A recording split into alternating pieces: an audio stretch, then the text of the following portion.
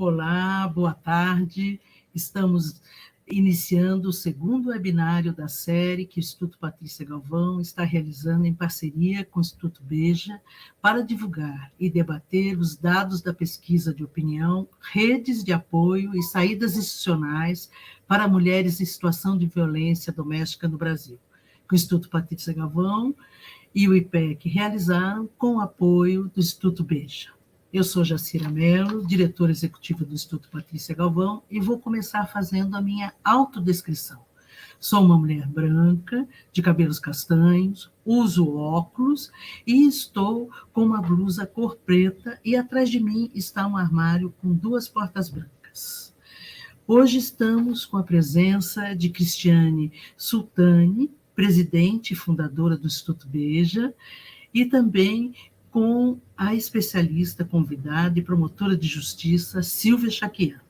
Obrigada pela presença de vocês e peço que vocês façam a sua autodescrição e se apresente de forma breve para quem está nos assistindo. Cristiane, primeiro você, depois Silvia, por favor.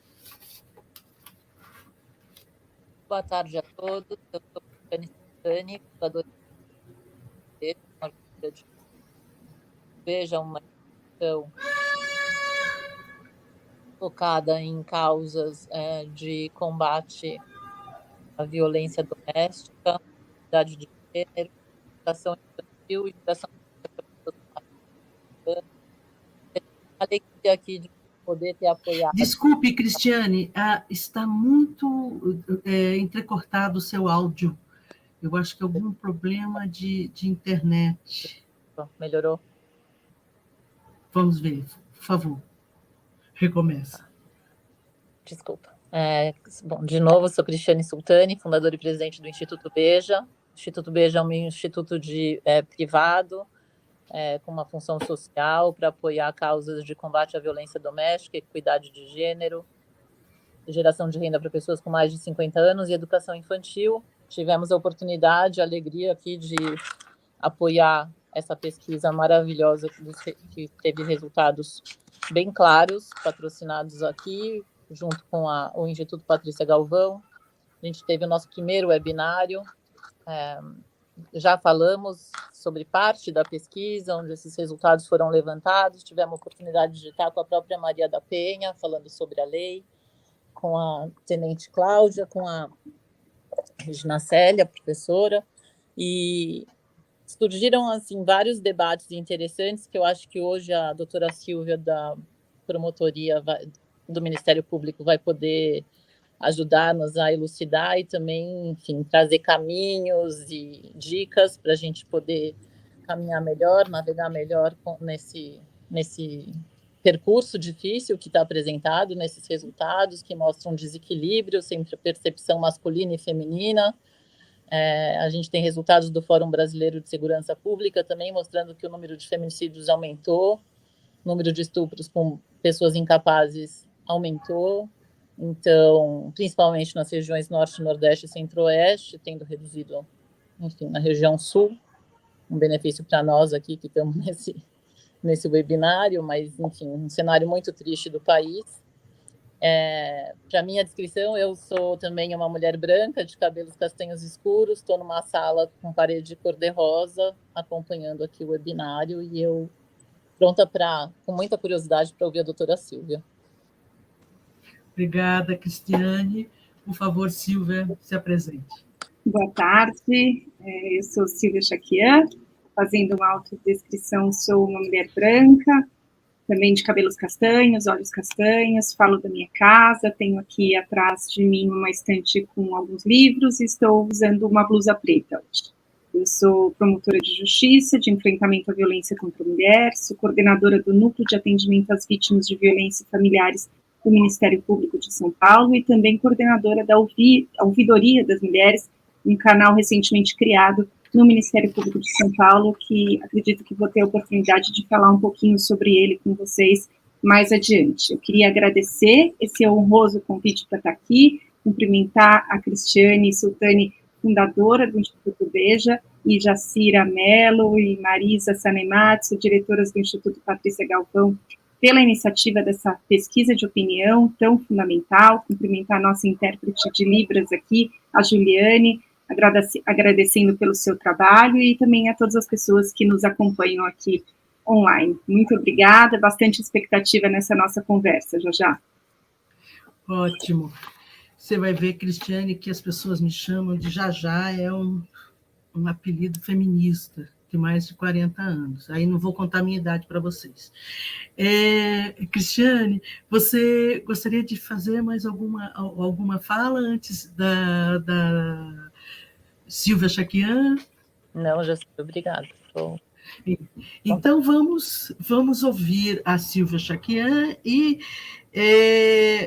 antes da Silvia, eu chamo você, Marisa, é isso? A Marisa, olha, que estou olhando meu roteiro, animada com o nosso webinário. Estou aqui, chamo Marisa Sanematsu, diretora do Instituto Patrícia Galvão. Isso, exatamente. Boa tarde, então. Vou fazer minha autodescrição. Eu sou uma mulher amarela, eu tenho 64 anos, cabelos de cor castanha escura, mais ou menos na altura dos ombros. Estou usando uma blusa de cor bordô, sem mangas, e atrás de mim eu tenho uma parede pintada de branco. Okay? Bom, eu vou começar apresentando o primeiro bloco de dados selecionados da pesquisa. Tá?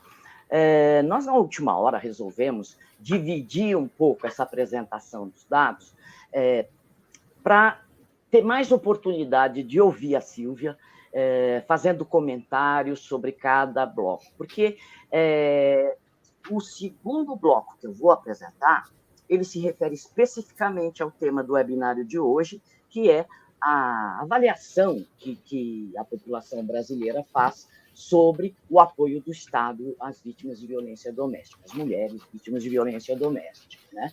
Mas eu gostaria de apresentar um primeiro bloco, que faz parte dessa pesquisa, com dados que mostram um pouco mais o conhecimento, a vivência das pessoas, antes de mostrar a opinião delas sobre o apoio do Estado, tá?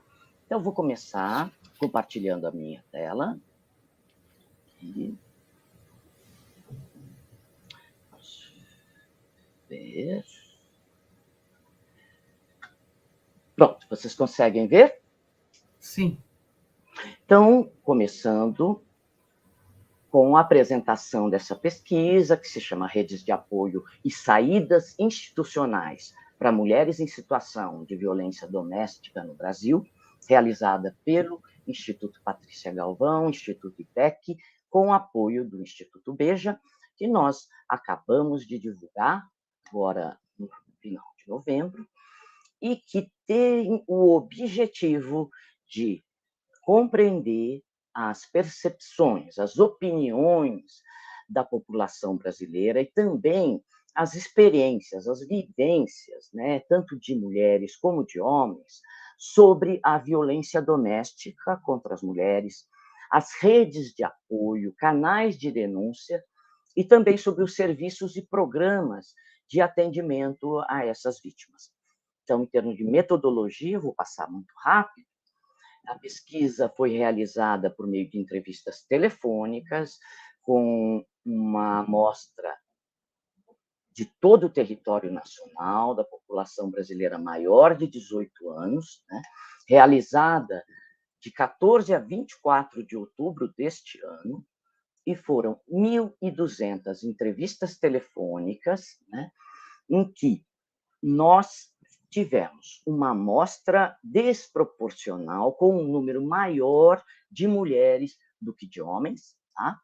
Só para explicar para vocês que os resultados dessa pesquisa em geral foram ponderados para refletir o perfil da população brasileira, tanto em termos de sexo, né, população masculina e feminina, os percentuais representando, como também em relação à idade, à escolaridade, renda, local de residência e outras categorias, tá?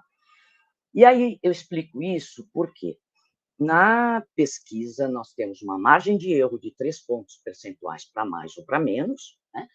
Mas, quando a gente olha essa amostra desproporcional, o que nós vamos entender?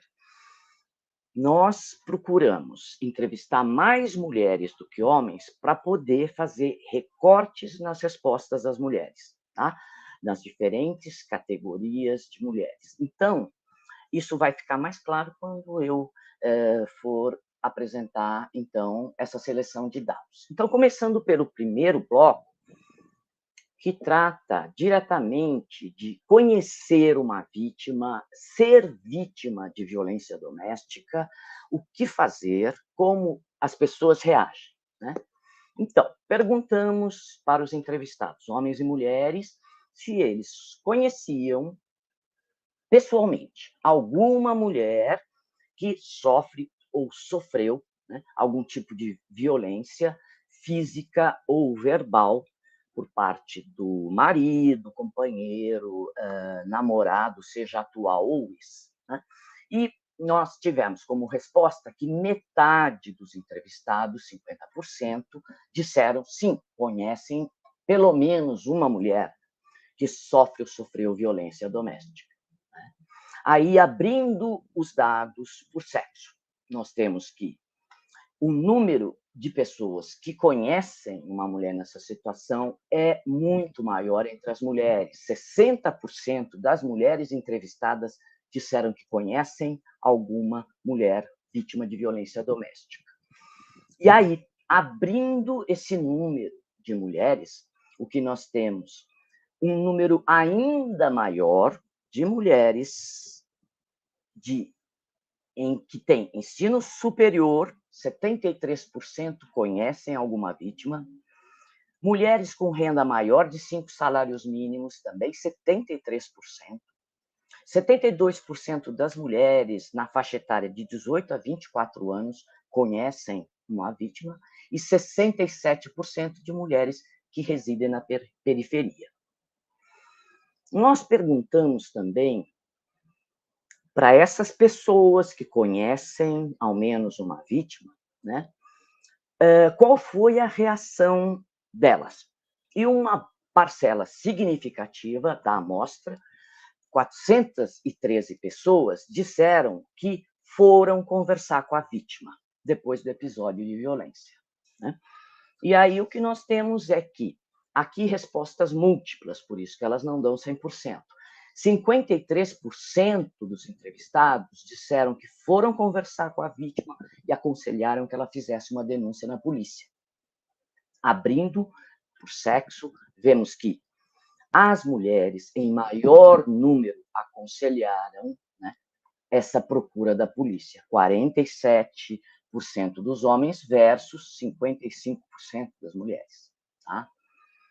Recomendou que terminasse o relacionamento 48% dos entrevistados. Aconselhou a procurar ajuda especializada de psicólogo, assistente social. Nós temos 28% que deram esse conselho. Olhando as mulheres, 32%, em uma diferença de 14 pontos percentuais em relação aos homens, foram 18%. Elas também aconselharam mais a vítima a buscar um serviço de ajuda especializada, como um centro de referência de assistência social. Mais que os homens, elas também recomendaram a procura de um advogado, né, a orientação jurídica. Tá? E aqui nós temos também outras respostas. Recomendação, busca de igreja, né, 8%. Mudança de comportamento da vítima para evitar que o agressor ficasse nervoso e mais agressivo. Nós temos 7% que disseram isso. 6% recomendaram que essa vítima reconsiderasse e fizesse as pazes com o agressor, né? E aqui, abrindo por sexo, vemos que essa recomendação foi maior entre os homens. 11% dos homens que conversaram com as mulheres vítimas recomendaram isso, frente a 3% das mulheres. Daí, quando nós perguntamos, na sua opinião, quando uma mulher é agredida, né, sofre violência doméstica, ela deve procurar, em primeiro lugar, que tipo de apoio? E aqui nós não tínhamos resposta múltipla, era uma resposta única, e 66% indicaram delegacia da mulher como o primeiro serviço que deve ser buscado pela mulher agredida. Em menor número vem o número 180, a busca da defensoria, assistência social, casa-abrigo, Casa da Mulher Brasileira.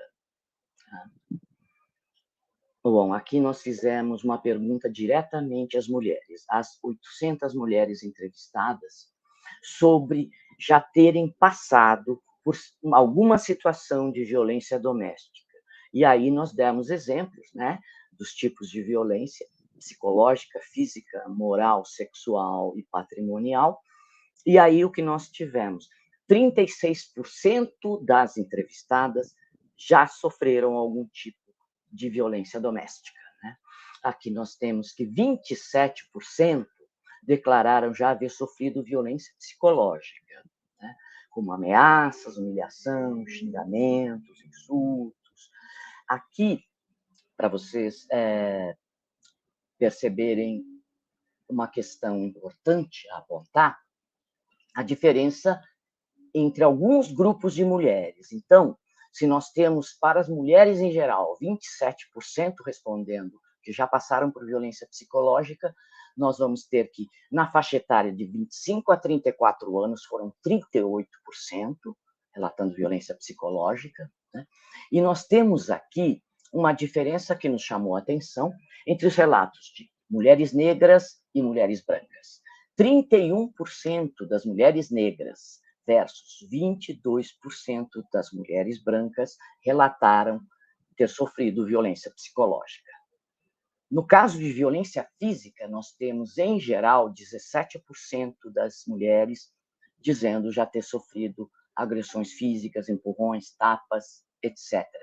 E aqui também o número é muito maior, 33% entre as mulheres com renda familiar até um salário mínimo, 28% na faixa etária das mulheres de 25 a 34 anos, e aqui, novamente, uma diferença entre mulheres brancas e mulheres negras.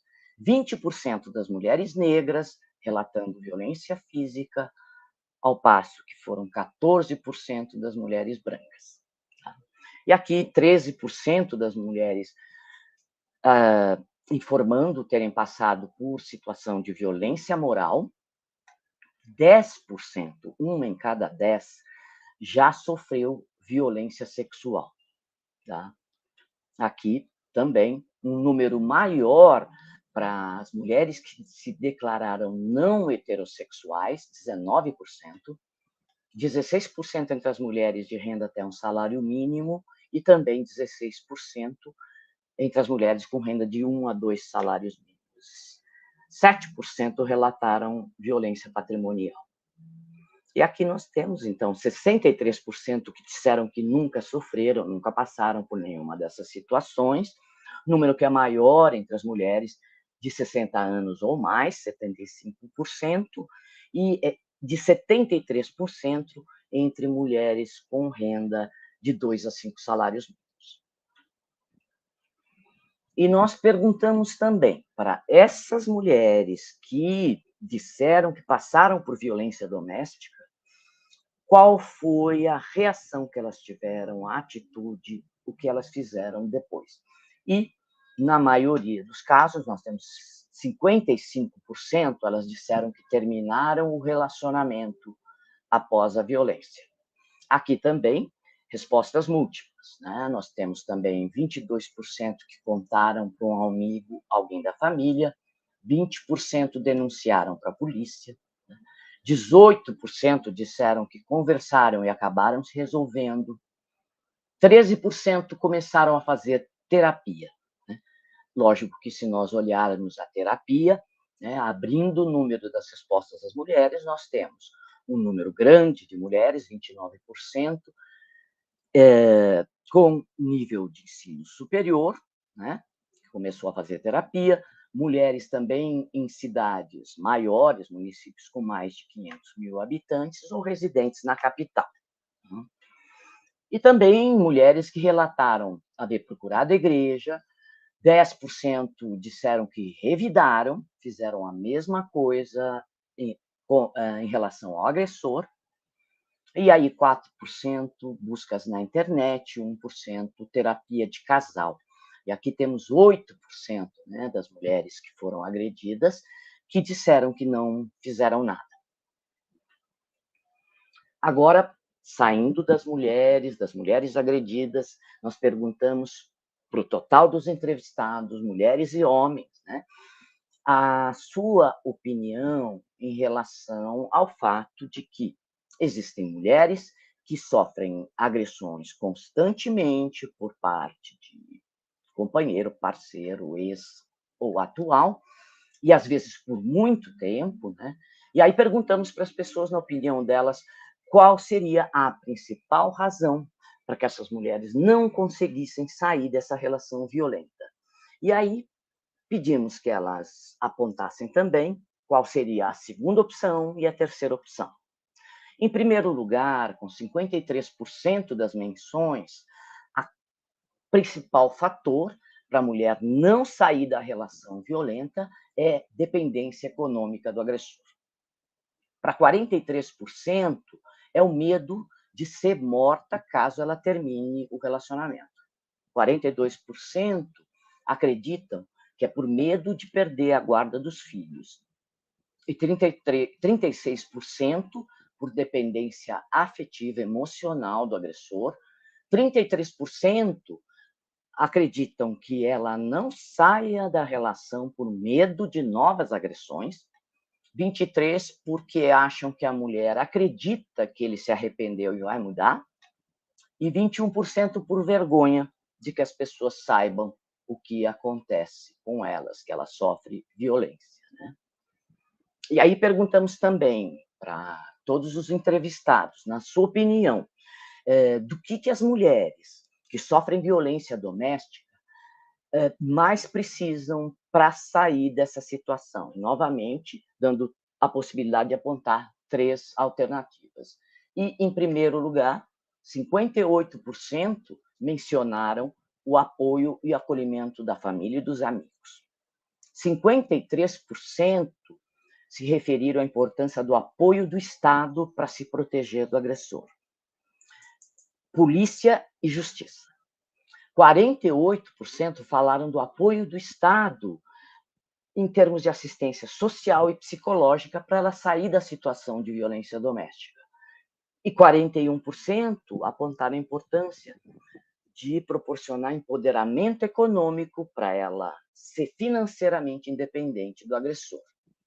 29% indicaram a importância do fortalecimento da autoestima, 22% apoio e acolhimento no trabalho, e 18% acreditam que é um problema de ter mais informações para sair da relação violenta. Então, agora, encerrado esse primeiro bloco, eu vou pedir para a promotora de justiça, doutora Silvia Jaquian, que comente esses primeiros dados da pesquisa. Por favor, Silvia. Perfeito, Marisa. Bom, vamos lá. Fiz algumas anotações aqui para ficar em dia com a lição de casa, mas eu queria começar primeiro ressaltando a importância das pesquisas de opinião, né?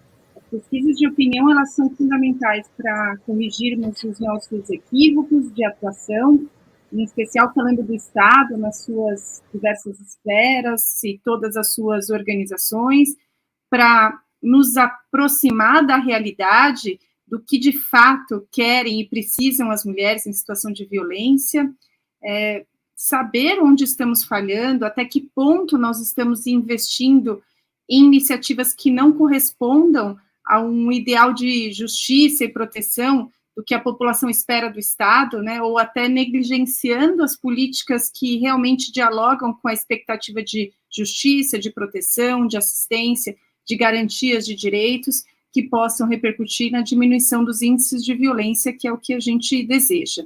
Lembrando que nós já temos um amadurecimento fruto desses últimos anos de debate público, proporcionado fundamentalmente pela Lei Maria da Penha, que já nos permite uma compreensão do fato de que a diminuição dos índices de violência não virá exclusivamente das políticas de controle de criminalidade, porque a esfera de enfrentamento é muito mais ampla e perpassa diversas áreas, não somente da justiça criminal, né? Então, nós temos uma legislação muito abrangente, que foi destinada a todas as mulheres, que foi capaz de mudar o paradigma do trato da violência contra as mulheres no país, mas, principalmente, a gente não pode perder de vista algo que a doutrinadora Fabiana Severi sempre ressalta, dessa noção de justiça social, que é a essência da Lei Maria da Penha, por meio da qual a resposta para o fenômeno da violência contra a mulher não está na criminalização, mas no verdadeiro reposicionamento das mulheres na sociedade brasileira em termos de acesso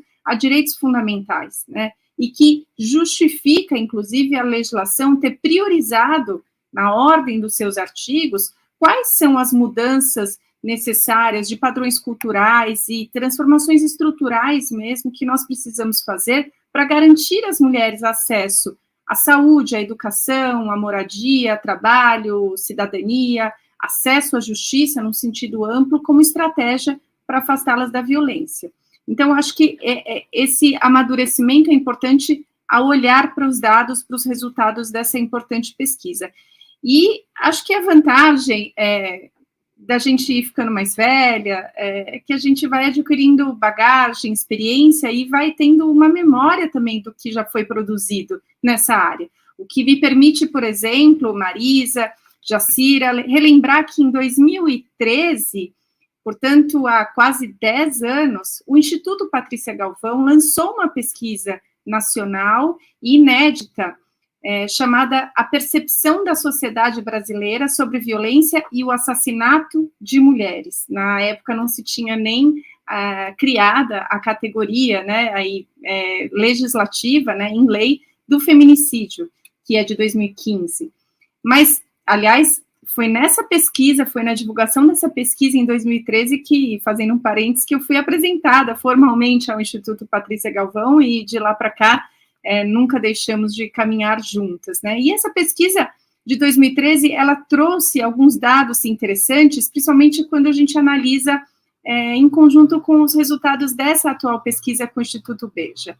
Naquela época, é claro que nós também já tínhamos alguns frutos de 7 anos de Lei Maria da Penha em termos de amadurecimento da sociedade. Já era possível, naquela pesquisa de 2013, por exemplo, observar como a violência contra a mulher já estava na agenda das preocupações da sociedade, e muito com destaque aos assassinatos de mulheres, as agressões e os estupros. Naquela ocasião, por exemplo, cerca de metade das pessoas entrevistadas disse que já conhecia alguma mulher que tinha sofrido agressão no âmbito dos relacionamentos por parte de parceiro ou ex-parceiro, ou seja, uma proporção muito semelhante a essa pesquisa atual, inclusive na diferenciação entre homens e mulheres, ou seja, mulheres que conhecem mais mulheres que sofreram algum tipo de violência pelo parceiro. E a primeira opção pela polícia, pela delegacia, quando a violência acontece, foi muito significativa na pesquisa de 2013. Naquela ocasião, 86% disse que a agressão contra as mulheres deve ser denunciada primeiramente à polícia.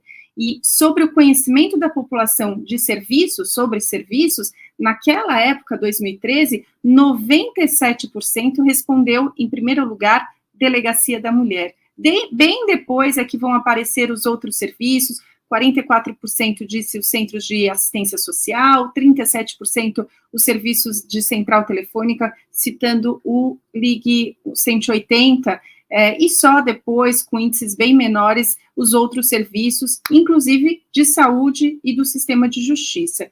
Então, 97% naquela pesquisa de 2013 disse que em casos de violência contra a mulher, as mulheres deveriam procurar primeiramente a delegacia as delegacias da mulher, polícia, e só depois amigos e familiares, e pouca menção aos demais serviços.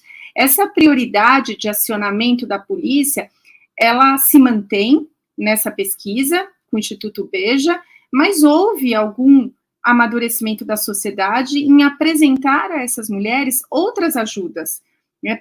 Para além dos 53% que aconselharam a denúncia na delegacia, 48% enfatizaram a importância de terminar o relacionamento, 28% reconhecem a importância do atendimento psicossocial pela rede especializada, e aí fazendo um parênteses, mais mulheres recomendando nesse sentido, né? 55% dessas pessoas eram mulheres que recomendaram a atenção especializada psicossocial da rede.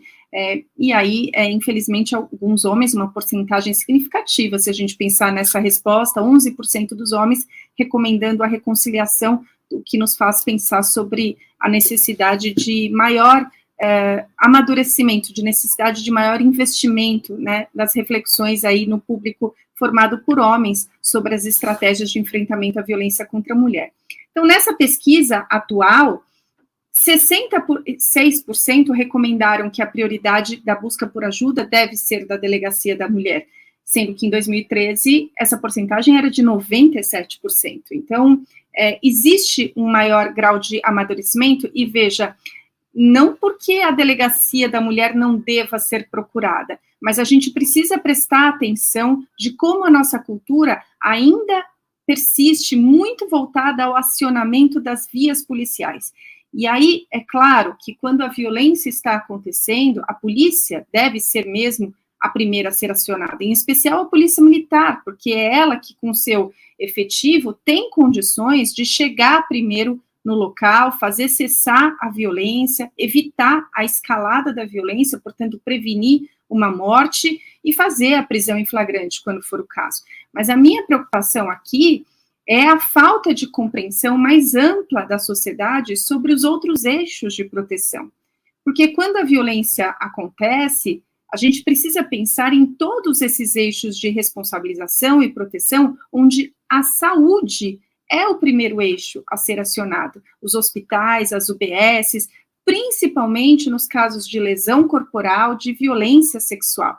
A gente precisa lembrar aqui da importância da lei do minuto seguinte, por exemplo, que garante atendimento emergencial, prioritário, emergencial, multidisciplinar, né, que vai garantir à vítima de violência sexual todas as medidas de profilaxia para evitar contaminação de doença sexualmente transmissível, o HIV, o manejo da pílula do dia seguinte para evitar gravidez, por exemplo, decorrente de estupro, o acesso às informações sobre interrupção legal da gravidez decorrente de estupro, além do exame sexológico, o tratamento de lesões, a coleta de vestígios, são todas providências que precisam ser adotadas em até 72 horas, o que demonstra a necessidade, então, do sistema de saúde ser a prioridade do sistema de saúde, dele ser o primeiro canal a ser procurado aí quando a violência, principalmente violência física e sexual, acontece. Então, acho que esse é um ponto para ser colocado inicialmente, sobre como a gente precisa avançar nessa compreensão de que o eixo da polícia, da justiça, da segurança, ele faz parte de um conjunto aí que deve ser percebido e manejado de forma completa, né, porque também temos o eixo da assistência social, do atendimento psicológico, e só então da segurança e da justiça. Então, acho que esse aspecto é importante. A pesquisa atual, essa pesquisa com o Instituto Beja, demonstra que quando as pessoas foram indagadas sobre os serviços que conhecem, 66% disse delegacias, 11% o Ligue 180, e muito pouco se falou sobre os outros canais, os outros serviços, como defensoria, os centros de assistência social. Então, é preciso um avanço aí, e essa é uma responsabilidade, claro, do Estado, de avançar sobre a maior percepção desses caminhos, né, quando a violência acontece. E a importância, eu ressaltaria, do 180, do Disque 180, Ligue 180, que precisa ser ampliado, que precisa ser fortalecido como uma política fundamental aí de acesso às mulheres à informação e busca por ajuda.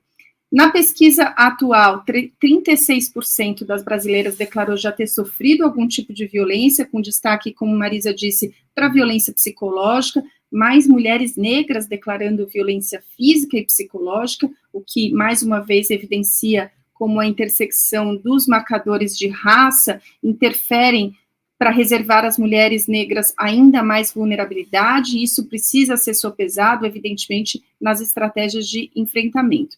Queria chamar a atenção para um ponto da pesquisa que acho que é da maior importância, é que, diferentemente das pesquisas anteriores, dessa vez, quase a totalidade das mulheres que sofreram violência disseram que tomaram alguma atitude, né? Esse é um ponto importante, revelador de amadurecimento do debate público, de maior conscientização. Então, 55% disse que terminou o relacionamento, 22% contou para alguém da família, e eu me recordo que na pesquisa de 2013, o fator vergonha era o primeiro fator que aparecia como inibidor das mulheres compartilharem, estarem em situação de violência, até mesmo com pessoas próximas, como amigos e familiares, e 20% acionou a polícia, as delegacias. Então, acho importante ressaltar esse avanço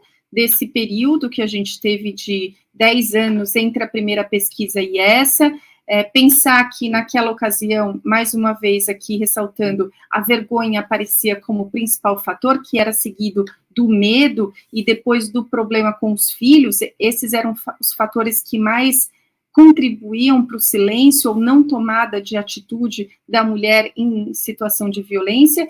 E nessa pesquisa, um ponto importante é a questão econômica, né, que aparece como o primeiro fator que prende mulheres a esses relacionamentos ditos abusivos, violentos. 53% relataram nesse sentido de que o fator econômico é fundamental, é determinante para que essas mulheres permaneçam nessa situação, seguido de medo e só depois o problema com os filhos. Então, acho que a gente precisa olhar para esse dado com o maior cuidado e atenção, até porque a gente está ainda colhendo, né, os frutos amargos do contexto de pandemia, de um impacto que foi ainda mais negativo para as mulheres, de como as mulheres foram e ainda estão sendo mais afetadas pela crise econômica, pelo desemprego, porque majoritariamente estão nas ocupações mais informais, das funções mais precarizadas, de baixa remuneração, portanto, são as que mais sofrem com o desemprego, a crise econômica, e mesmo dentre as mulheres que estão no mercado de trabalho formal, apenas 25%, dizem as pesquisas, está inserida no sistema de seguridade social, por exemplo, né? Também queria ressaltar nesse primeiro bloco de informações que na pesquisa a maioria considera que o primeiro apoio e acolhimento necessário precisa vir das pessoas mais próximas da vítima, ou seja, de amigos e familiares. E, de fato, essa é a minha percepção no dia a dia do meu trabalho, no cotidiano, lidando com esses casos. Faz toda a diferença quando as mulheres têm apoio dessa rede chamada comunitária, familiar, né? Por isso é tão importante a conscientização da sociedade sobre como ajudar, como acolher, como não revitimizar aquela pessoa que está muito próxima de você e que pede ajuda, que consegue romper o silêncio e falar sobre uma situação de violência. E, claro, 53% consideraram fundamental o apoio do Estado, não poderia ser diferente, compreendendo aí não só polícia e justiça, e achei interessante essa distinção, de que também reconheceram no Estado, 48%, a importância de apoio na parte socioassistencial, né? Então, de como esse amparo, de como a garantia de direitos voltadas a essas áreas, para além da questão penal, da segurança, da justiça, são consideradas necessárias pela sociedade, e aí por essa parcela, essa porcentagem significativa de 48%, e também com ênfase no apoio econômico. Mais uma vez, o fator econômico da autonomia financeira das mulheres como fator importante para que elas consigam sair da situação de violência. Em 2013, sobre o apoio do Estado, 47% disseram que o Estado apoiava mulheres em situação de violência, porém, quase que a mesma porcentagem, 46%, disseram que não, que o Estado não estava apoiando as mulheres em situação de violência. E na pesquisa atual que nós estamos tratando, 90% considerou que esse apoio é fundamental para que as mulheres se sintam seguras para denunciar, e 85% dos homens consideraram que os agressores acabam muitas vezes confiando na impunidade para prosseguir praticando violência. E aqui eu queria fazer um parênteses sobre a importância desse dado, né, da impunidade, dessa confiança na impunidade. A gente não pode compreender essa confiança na impunidade sobre o aspecto de que a gente precise, então, em virtude disso, criar mais tipos penais, mais crimes, ou simplesmente elevar as penas para esses crimes. E eu não estou, obviamente, aqui dizendo que a gente não precise aprimorar o sistema de justiça penal e legislativo penal também, mas ponderar aqui que não é a quantidade de pena necessariamente, mas muito mais a certeza da punição, a eficácia dessa punição, é que vai dar essa sensação de não impunidade, né, que a gente precisa. Ou seja, a gente precisa aprimorar os mecanismos de responsabilização, que não necessariamente serão só a reprimenda penal na imposição de cárcere, por exemplo, né, pena privativa de liberdade, mas também voltados à reeducação dos homens autores de violência, à reparação financeira, aí para minimizar as consequências da violência para as mulheres. Então, acho que essa visão mais ampla do que se considera uma sensação de impunidade por parte da sociedade precisa ser adotada. E eu vou parar por aqui, porque sei que Marisa vai agora fazer uma segunda apresentação do segundo bloco de informações, e volto para fazer mais alguns comentários sobre os outros dados da pesquisa. Obrigada, Marisa. Obrigada a você, Silvia. Agradeço também você ter recuperado, né, essa pesquisa do Instituto Patrícia Galvão, de 2013, né, e muito interessante essa sua análise, né, fazendo essa comparação. Não é aquela frase que quem guarda tem? Olha aqui, olha, a minha memória afetiva. Então, aí é interessante porque é isso, você trouxe essa comparação, né, onde nós estávamos, onde estamos, o que está faltando, o que permanece também, né, como problema, né. Então, vamos continuar. Eu vou passar agora vou exibir os dados do segundo bloco, vai ser uma apresentação mais rápida, são menos slides, tá? Eu só quero retomar aqui esse slide aqui sobre a reação após ter sofrido a violência, porque aqui no chat nós temos Simone Correia, que está nos acompanhando, ela ficou em dúvida em relação a esses números, então eu quero apresentar rapidamente de novo para explicar melhor para a Simone. Aqui, Simone, nós temos respostas múltiplas, né? Então, as mulheres que sofreram violência doméstica, né, disseram que tomaram diversos tipos de atitude, até que 8% disseram que não fizeram nada, né, e que não se lembra, não respondeu. Enfim, mas 55% das vítimas, né, das mulheres que declaram terem sofrido violência, disseram que terminaram o relacionamento, tá?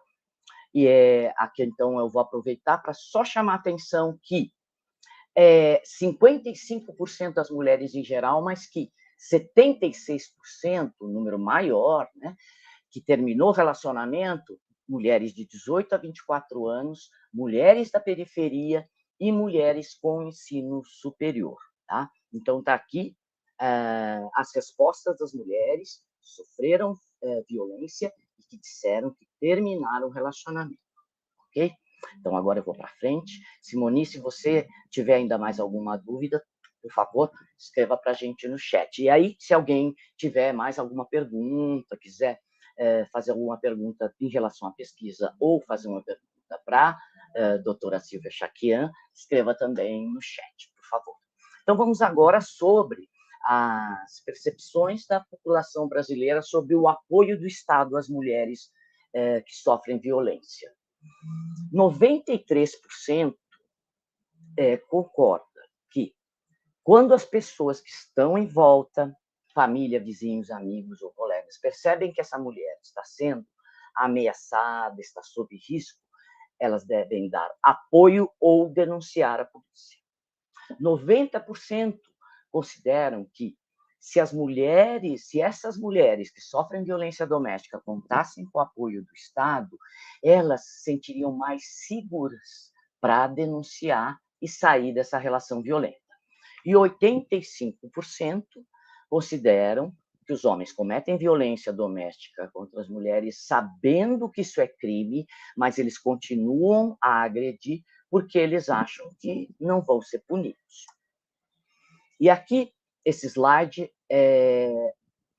seria o slide anterior, mas com uma abertura para as respostas dos homens e das mulheres. Eu só quero chamar a atenção para essa percepção de impunidade, né, de que os homens cometem violência doméstica sabendo que é crime, mas acham que não vão ser punidos, é uma percepção que é maior entre as mulheres, tá? 81% dos homens, ao lado de 89% das mulheres que têm essa percepção de impunidade, estimulando, né, a continuidade, a prática da violência doméstica. 72% dos entrevistados consideram que muitos policiais não acreditam na seriedade da denúncia da mulher e no risco que ela está correndo. E 69% consideram que a justiça brasileira, em geral, trata a violência contra as mulheres como um assunto pouco importante. E essa percepção, novamente, de que muitos policiais não levam a sério a denúncia da mulher, também é maior entre as mulheres, né, do que entre os homens. E aqui, né, ao mesmo tempo, vemos que a discordância da afirmação de que não acha que a polícia não leva a sério, né, a denúncia da mulher, também é maior entre os homens do que entre as mulheres. E nós perguntamos também, apresentamos uma lista de medidas, né, que poderiam servir para melhorar o atendimento dos serviços públicos para essas mulheres. E aí nós tivemos como resposta praticamente consenso. 99% consideram medida importante garantir proteção para as mulheres que denunciam, 98% capacitação de profissionais de saúde e assistência social para reconhecer e orientar as vítimas. 98% consideram importante treinar os funcionários para melhorar o atendimento dos canais de denúncia. 99% consideram importante agilizar o andamento da investigação após a denúncia. E 97% consideram que deve ser melhorado o atendimento das delegacias comuns para casos de violência doméstica. E quando nós perguntamos sobre medidas para aumentar o acesso dessas mulheres aos serviços públicos, né, 99% consideram importante ampliar o número de serviços de assistência às mulheres agredidas para atender também as mulheres que moram em cidades pequenas e médias. 98% consideram também importante aumentar o número de delegacias especializadas no atendimento à mulher, que deveriam estar presentes em todos os municípios brasileiros. E perguntamos também sobre a Casa da Mulher Brasileira, explicando, né, que é um serviço que reúne no mesmo local todos os serviços, as demandas, né, para atender as demandas das vítimas, né, polícia, justiça, casa-abrigo, etc. E 97% também consideram importante aumentar o número das unidades da Casa da Mulher Brasileira. E, finalmente, perguntamos sobre medidas de prevenção à violência, para evitar que a violência doméstica continue acontecendo no país. Também, consenso absoluto, 97% acha importante promover campanhas para estimular a denúncia, 96% promover campanhas contra a violência doméstica direcionada a homens e mulheres, 96% considera importante promover campanhas e debates nas escolas para educar meninos e meninas para relações de igualdade e respeito, 95% consideram importante o aumento das penas para o crime de violência doméstica. E 89% consideram importante, como medida de prevenção, para coibir essa prática, obrigar os homens agressores a frequentarem programas de reeducação para que eles não voltem a praticar esse tipo de violência. Então, agora eu vou chamar nossa convidada, promotora Silvia Chaquian, para fazer um comentário sobre esse segundo bloco de dados. Por favor. Perfeito. Então, informações aí extremamente importantes, né? Nesses dados, nessas respostas, fica evidente até um descontentamento na forma como as denúncias são recebidas pelas forças policiais, a questão da revitimização das vítimas, 72% relatou que policiais não acreditam na seriedade dos relatos, mas também a justiça, 69%, as entrevistadas consideraram que a forma como a violência contra a mulher é tratada é tida como de menor importância. Então, são respostas relacionadas à atuação do Estado que materializam tudo o que nós, que trabalhamos nessa área, temos percebido, constatado, escrito há anos sobre o sistema de justiça e a persistência dos mitos, das crenças, dos estereótipos de gênero, de como eles interferem negativamente na aplicação das leis, na garantia de direitos de meninas e mulheres, sobretudo, né, que é um aspecto relacionado às resistências institucionais, à naturalização e à culpabilização da mulher vítima de violência de gênero também. Eu sempre costumo dizer que, para mim, isso pós-caso Mariana Ferrer, que é um caso que exemplifica, materializa também esse aspecto das falhas do sistema de justiça, da polícia e da justiça nessa área. Eu costumo dizer que, para mim, é como se a gente tivesse um fio, uma fita de DNA, atravessando Ângela Diniz em 1974 e a Mariana Ferrer em 2021, né, e nesse período de 45 anos, passando por todas as meninas e mulheres que, de alguma forma, procuraram a justiça, reportando terem sofrido algum tipo de violência de gênero, sem corresponder a um padrão de recato que se espera ainda na nossa sociedade de uma verdadeira vítima de violência, né, estabelecida numa sociedade que ainda é muito hipócrita, que ainda é muito estruturada numa dupla moral, onde se tolera no comportamento sexual masculino o que se repudia no feminino. Então, a gente ainda vê muita reprodução desses estereótipos interferindo negativamente na aplicação da lei, na garantia de direitos de vítimas, até mesmo no sistema de justiça, e daí a necessidade, e essa pesquisa nos revela isso, de avançarmos na revisão dessas instituições, na forma como essas instituições que integram o sistema de justiça atuam, e de como são ainda tão hierarquizadas, masculinas, e na necessidade de que elas adotem novas lógicas políticas que permitam romper com essas resistências, que são resistências impostas pelo patriarcado. E a gente sabe que o patriarcado não é um complô de homens contra mulheres, mas sim um sistema de pensamento que está baseado em discursos, leis, práticas, crenças, religiões, em que o masculino ainda é elevado a essa categoria de norma, de universal, superior, e a mulher é relegada a uma categoria marginal. Então, é um sistema, inclusive, que se sustenta por tanto tempo, porque envolve as instituições, as mais complexas, Estado, religião, família, e que vai atribuindo esses valores de forma como se aquilo fosse muito natural, né? Então, a mudança da sociedade também exige a reforma profunda da lógica dessas instituições.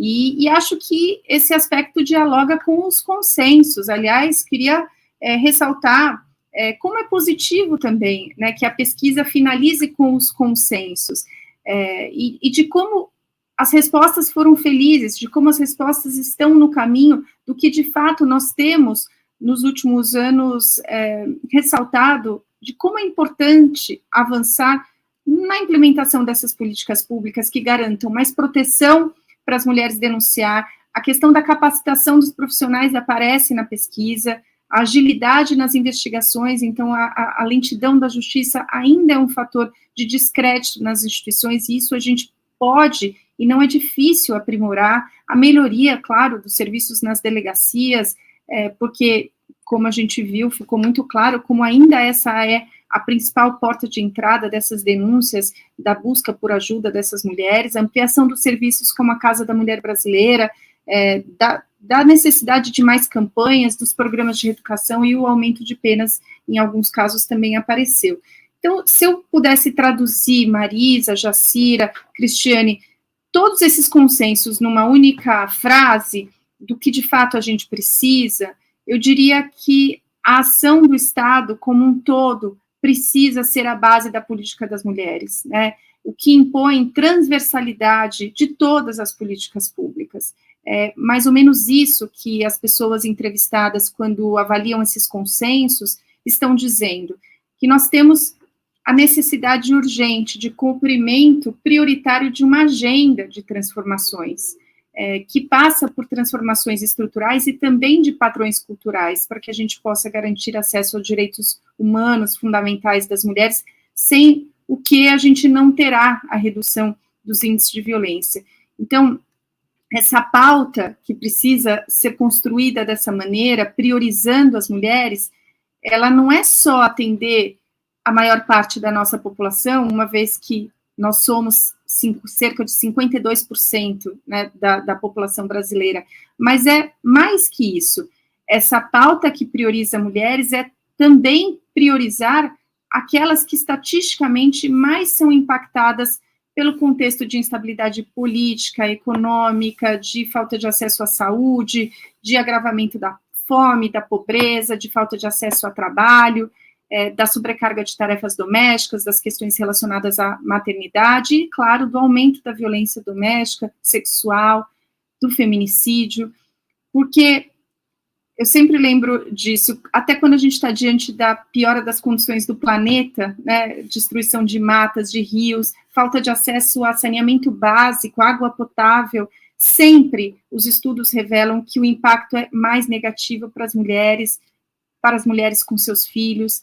Então, não há como dissociar gênero, contexto de gênero, da elaboração de todas as ações e políticas de Estado que precisam ser implementadas em todas as pastas ministeriais, sempre de maneira transversal. Então, a transversalidade das políticas públicas voltadas às mulheres é uma condição necessária, fundamental, para garantir que as mulheres tenham acesso a essa autonomia financeira que tanto apareceu nessa pesquisa, e acesso à educação, acesso à saúde, a uma vida livre de violência, de discriminação de gênero, de orientação sexual, de raça, de etarista, capacitista, garantindo a essas mulheres participação ampla na sociedade, igualitária, plural, multirracial, de desenvolvimento econômico, social, de acesso à cultura, lazer, que estão garantidos na nossa Constituição.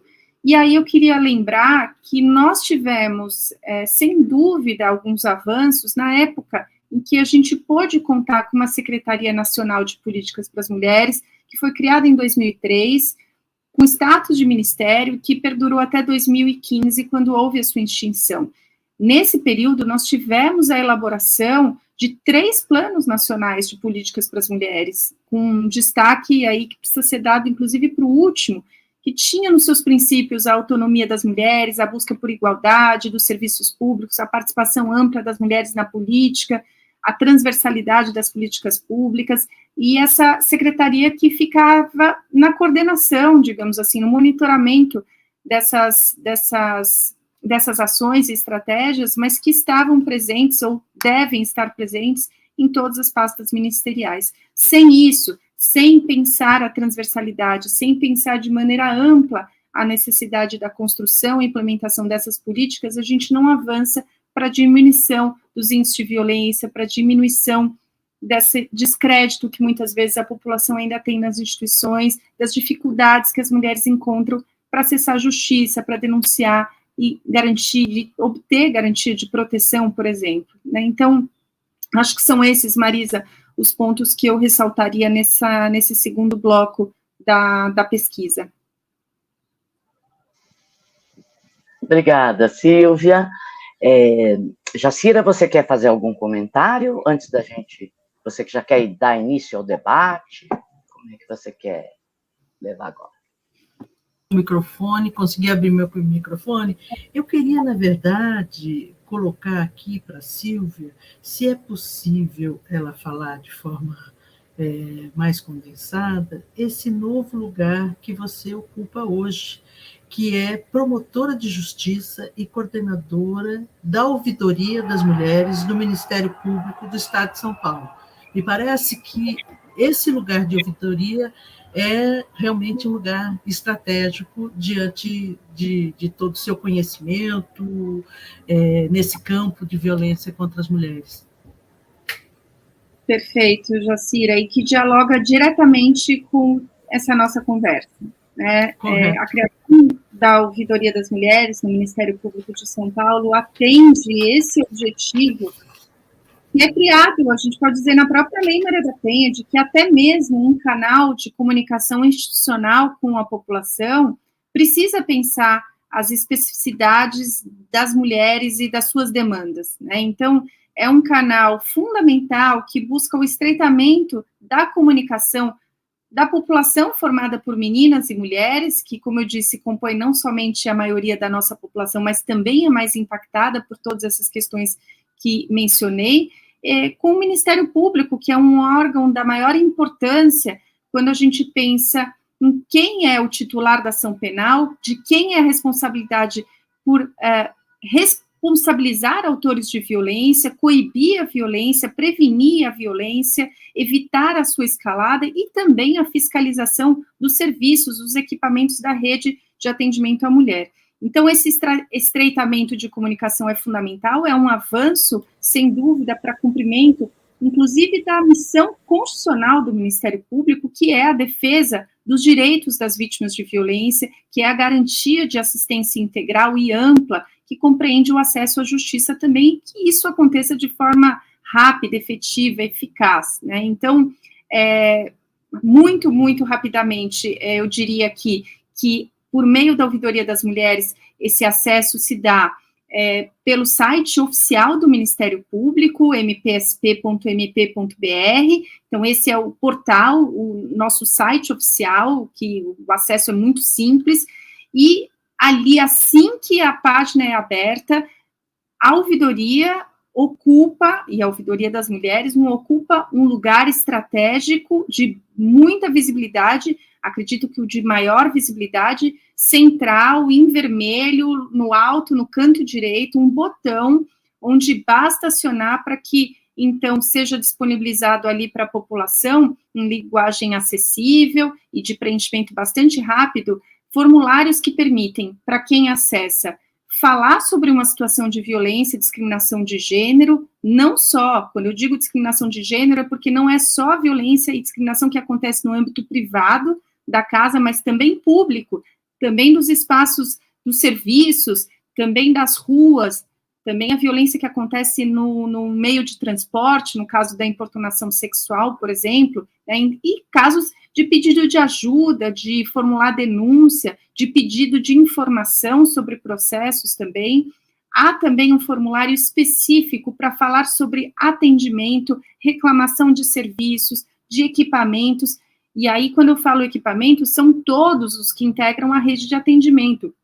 Da saúde, por exemplo, compreendendo os hospitais de referência ou não, UBSs, de assistência social, as casas-abrigo, as casas de passagem, os centros de referência, CRAS, CREAS, Casa da Mulher Brasileira, e, claro, os serviços de segurança e de justiça. Portanto, é possível fazer qualquer tipo de reclamação, de falar sobre mau atendimento ou de falta de existência. Nós recebemos também já denúncia de cidades pequenas onde a população vem denunciando a falta de existência de delegacia especializada ou de falta de apoio de uma política relacionada à Guarda Civil Metropolitana ou dentro da própria Polícia Militar, onde não há capacitação voltada a essa área da violência de gênero.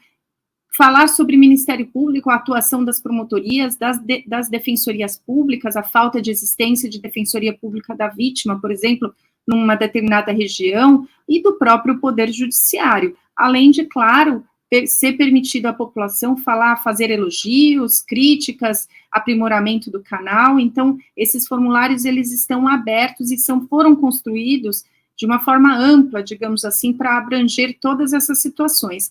Eles foram desenvolvidos para serem preenchidos não só pela mulher que está em situação de violência, mas também por terceiro que queira falar sobre a situação de violência de alguém que ele conhece. Então, nós já temos recebido, por exemplo, o acionamento do canal por síndicos de condomínios que sabem de uma situação que acontece num apartamento, numa casa, e que não tiveram coragem, então, de interferir ou de ir diretamente a uma delegacia, mas acionaram a ouvidoria, dando informações que nos permitem, então, ajudar aquele caso. Aliás, esse é um ponto que quero acreditar que ano que vem a gente possa aprimorar bastante, desses condomínios, desses síndicos e administradoras de condomínio entenderem esse canal como sendo um canal seguro, para acionar, para ajudar aquelas que sofrem algum tipo de violência, enfim, e basta uma mera desconfiança de que algo errado ali aconteça, para que, então, essa pessoa possa acionar o canal.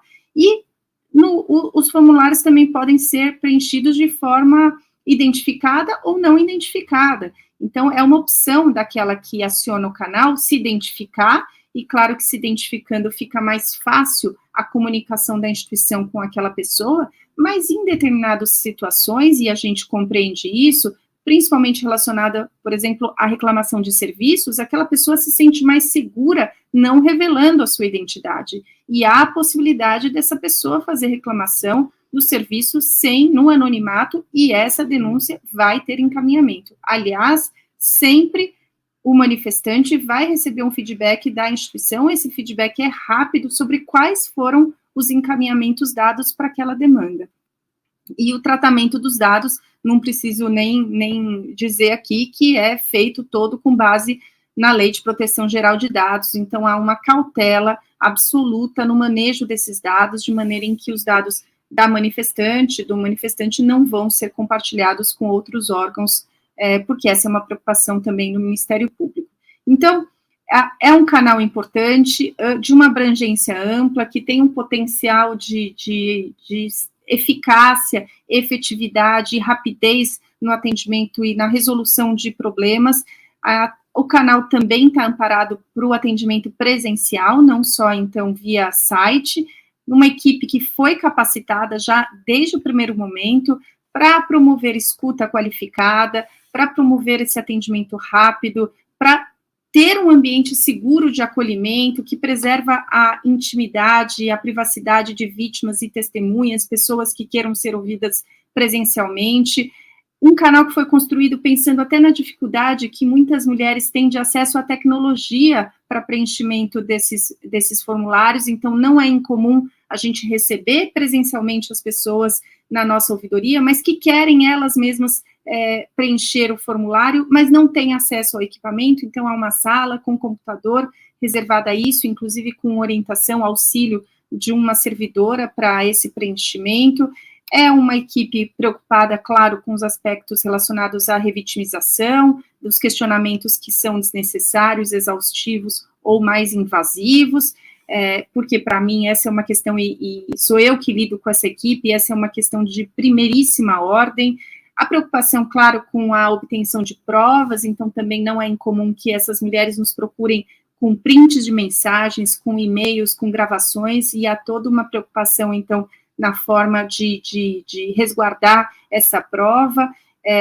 Enfim, claro, uma preocupação imensa com as consequências da violência, em termos de garantir acesso dessas mulheres à rede, aos atendimentos psicológicos e sociais de uma maneira geral, porque o canal da ouvidoria, por ser estadual, ele acaba sendo um ponto ali, uma fonte de poder, tem um poder de articulação com todas as promotorias do Estado, desde as grandes cidades, como Guarulhos, Campinas, até as pequenas cidades, as mais distantes, na região de fronteira, muitas vezes. Então, é um canal que tem o potencial de dialogar imediatamente com os promotores que estão na ponta, com os colegas que estão nessas cidades, atua de forma articulada com a promotoria de enfrentamento à violência contra a mulher da capital, com o núcleo de atendimento às vítimas, evidentemente, e todos os serviços de proteção, como o Provita,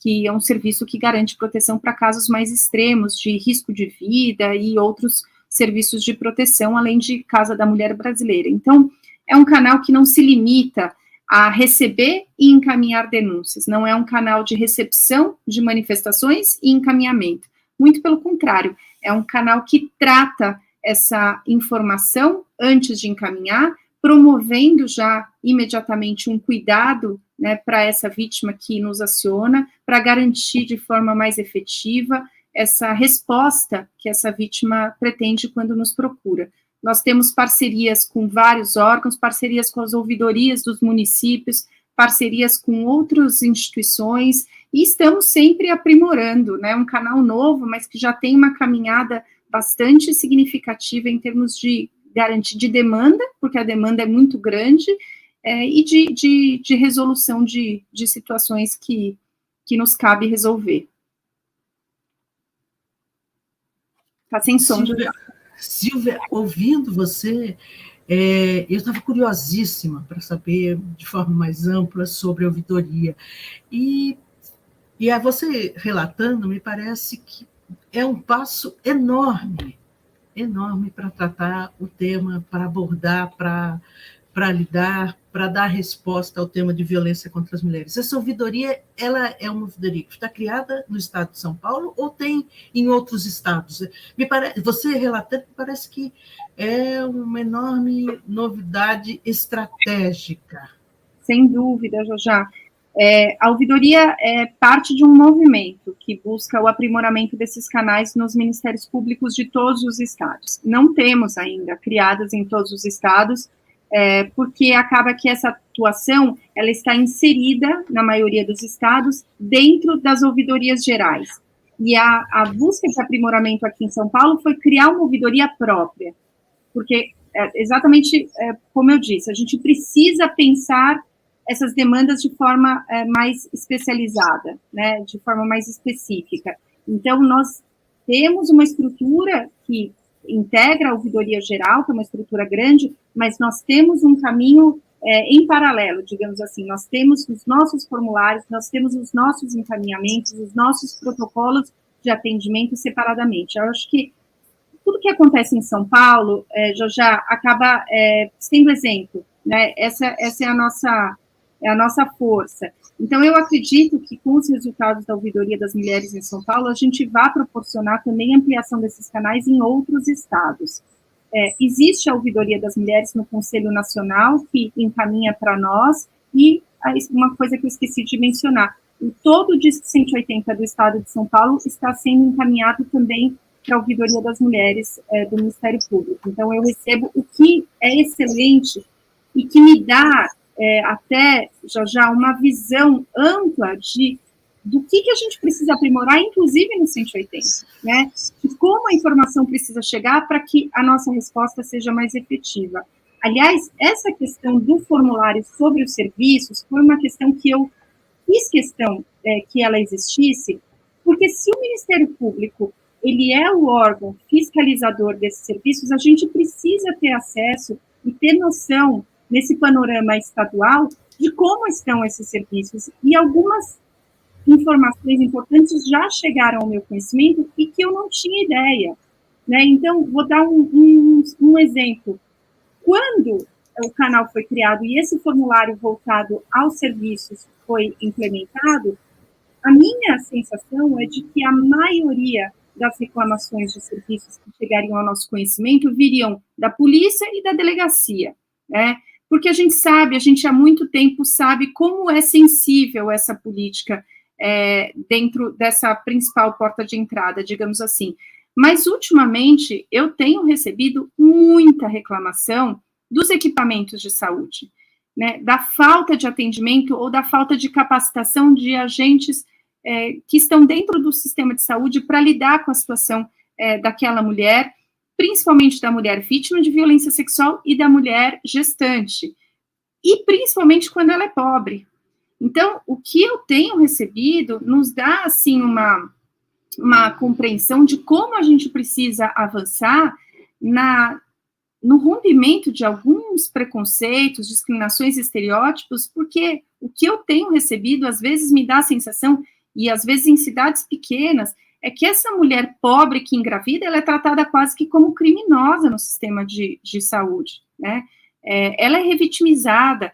Então, a gente precisa também dialogar com o sistema de saúde, entender esses gargalos e avançar. É só um exemplo, porque isso é muito vasta, né, a gama de manifestações que chegam sobre serviços, mas é um exemplo que mostra como a gente tem potencial, tem nesse canal um potencial importante para conhecer a realidade do Estado e aprimorar e avançar. Fantástico. A única coisa que eu posso dizer, fantástico, e parabéns, Silvia. Eu tenho certeza que você está num lugar estratégico e, junto com uma equipe enorme, consegue fazer acontecer. E acontecer o acolhimento, acontecer que as mulheres tenham amparo, tenham segurança, possam se proteger, possam sair dessas relações violentas. E vamos lá.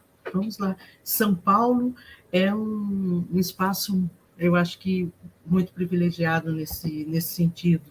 Eu acompanhava o governo Montoro como o primeiro governo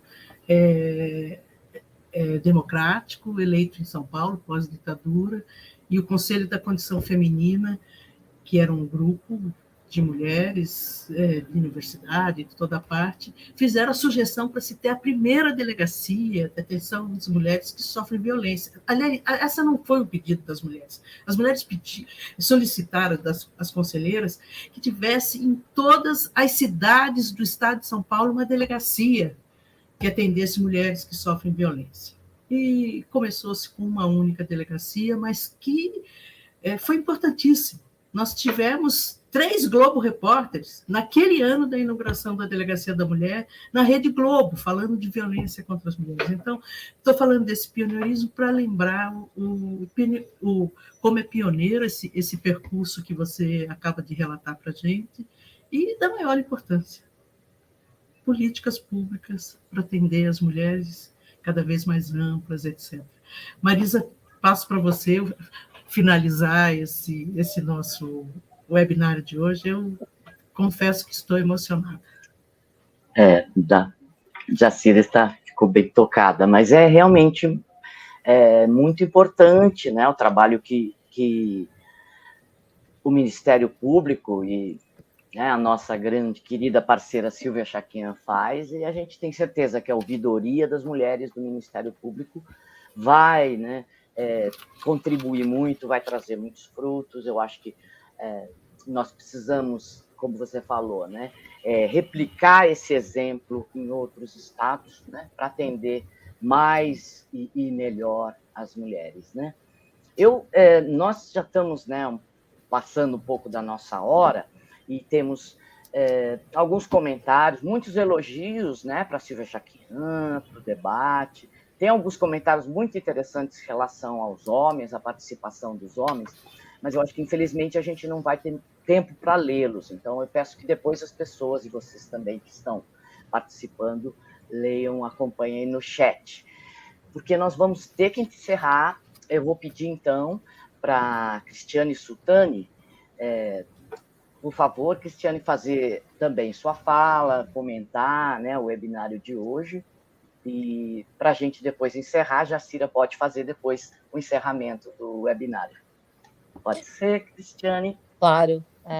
Eu acho que com a conclusão dos resultados da pesquisa, coisas que a gente já havia discutido e tudo mais. Enfim, fica claro a necessidade de uma conscientização da população como um todo, com as escolas, essa transversalidade que a Silvia traz, dessa necessidade de que as pessoas, enfim, afastem de novo, que a gente falou bastante, que era o machismo estrutural e o racismo estrutural, porque, de novo, esse patriarcado, essas mulheres negras mais vulneráveis, enfim, sofrendo muito com...